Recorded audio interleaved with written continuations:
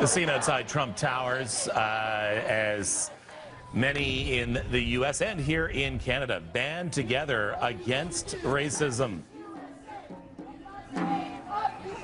But what is the true face of racism? We're going to get an inside look at it right now and confirmation that there is a possibility of getting out. Joining us right now from Vancouver, Tony McAleer is a former organizer for the White Aryan Resistance. He left that life behind, currently the co-founder of a group called Love After Hate. They try to educate extremists and work against racism. Good morning, Tony. Good morning. Life After Hate, not Love After Hate. Sorry, Life After Hate. And I mean, they both sound good. They both pretty well say the same thing, but Life After Hate. I want to talk to you more about your organization in just a moment because I think it's very, very important.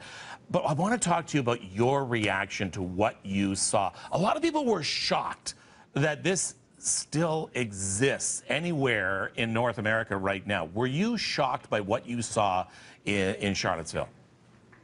Not at all. Not at all. I mean, to be honest about that ideology, and I used to subscribe to it and promote it and recruit people into it, that ideology, if left unchecked, always ends up in violence and murder. Generation after generation, decade after decade, people have been murdered in the name of that ideology.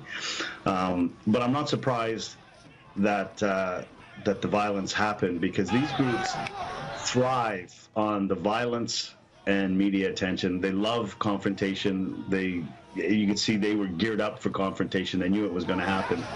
And this is an escalation that's been happening since UC Berkeley several months ago, when Milo Yiannopoulos tried to speak there, and there was clashes and riots there. They had 3 clashes in Berkeley. Then it moved up to Portland. They had several clashes there.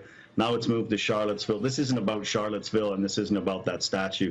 This is two sides setting up battle lines for violent confrontation that has been escalating, and it has escalated to the point where someone's been murdered and a great number of innocent counter-protesters hurt. But that is where this ideology always ends up. It always ends up in murder.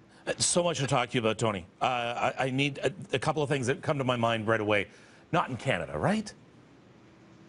Well, I remember in the 90s, in the heydays of, maybe some of your older listeners will remember the Heritage Front and the pitched street battles with anti-racist action and counter-protesters.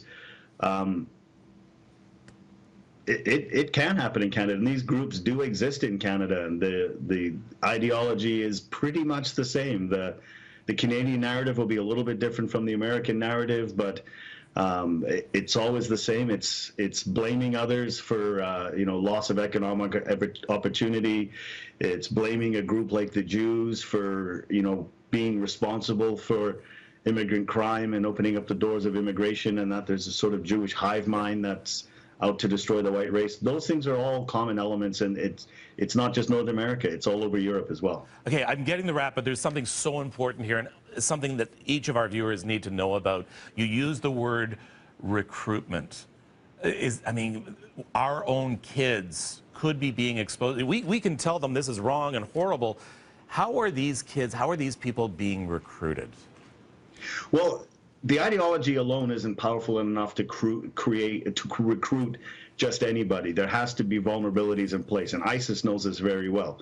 And those vulnerabilities often are with young people who are a little bit socially isolated, a little bit socially awkward. And often, and the University of Maryland did great research on this, the #1 correlated factor in the history of someone joining a violent extremist group is emotional trauma, childhood trauma. And wow. So there's these vulnerabilities in place. And, we had a parent reach out to us 2 days ago, and they said, look, my son is 18, he's got Asperger's syndrome, and he's up to his eyeballs in this white nationalist scene. And the challenge is that this community has accepted and embraced him in a way that no one else in his life ever has. And these are very powerful, deep psychological forces that are used in the recruitment. I know because I use them. And They're a challenge to overcome, but they can be overcome. We have to separate the ideology and the brutish behavior, and remember that there's still a human being inside that person who didn't come into the world as a neo-Nazi or a thug. And our goal at Life After Hate is to help people who we once were come back and rejoin humanity. All right. Please give your website a plug, please. I know a lot of people want to get in touch with you and have questions. It's lifeafterhate.org. Very simple. All right. And we have resources there for you. Tony, thank you so much for this. Thank you. All right, Tony McAleer, who is with Life After Hate. One of the most important things you can do is if your kids are asking questions, you need to have the right answers, because you saw that they can recruit over the internet. They'll find their answers somewhere. They may be questioning some of these sites.